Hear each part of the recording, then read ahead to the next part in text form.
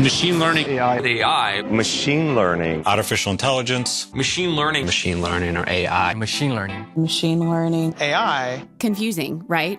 Artificial intelligence and machine learning are often used interchangeably, so they must relate to each other.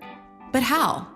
AI, or artificial intelligence, is the science of training machines to perform human tasks. The term was invented in the 1950s, when scientists began exploring how computers could solve problems on their own. Most of the time, when you hear AI, you probably see these ridiculous images. I grew up at the time where we were watching The Jetsons and 2001: A Space Odyssey, where they had HAL, the talking computer. So for me, artificial intelligence is really like a computer or machines that are given properties, human-like properties. We take for granted how our brains effortlessly calculate the world around us every second of every day. AI is the concept that a computer can do the same. All of our speech interfaces for our devices are AI. And it's incredible. You can have an accent, you can be speaking a particular dialect that, as long as there's data on the internet with that language, these AI systems can quickly develop a way of interacting. I can pick up my phone and I can ask it questions. Like I can say, Siri, say my name. You're Tom, but since we're friends, I get to call you MR Smiley. While AI is the broad science of mimicking human abilities, machine learning is a specific subset of AI that trains a machine how to learn. Machine learning models look for patterns in data and try to draw conclusions, like you or I would. They're not being explicitly programmed by people. You can actually give them examples, and they're going to learn what to do from those examples. That's a huge difference because it's much easier for us humans to give examples than it is for us to write code. Once the algorithm gets really good at drawing the right conclusions, it applies that knowledge to new sets of data.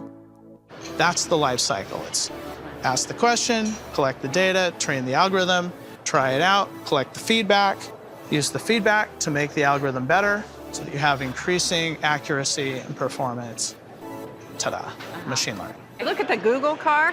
It has lasers on the top, which are telling it where it is in terms of the surrounding area. It has radar in the front, which is informing the car of the speed and motion of all the cars around it. And it uses all of that data to figure out not only how to drive the car, but also to figure out and predict what potential drivers around the car are going to do. And that's almost a gigabyte a second of data that car is processing. One of the things that they're working on is, for example, the scanning of tumors. Can you just imagine one day where they could actually do a scan and determine whether a tumor is benign or not, instead of having to go in and take a sample every time they're trying to figure out what's going on inside your body? That's very Star Trek, right? And if you look at the number of continuous streaming information from IoT, from the beacons and sensors, it gives us the ability to understand our environment much more intimately than we ever could before.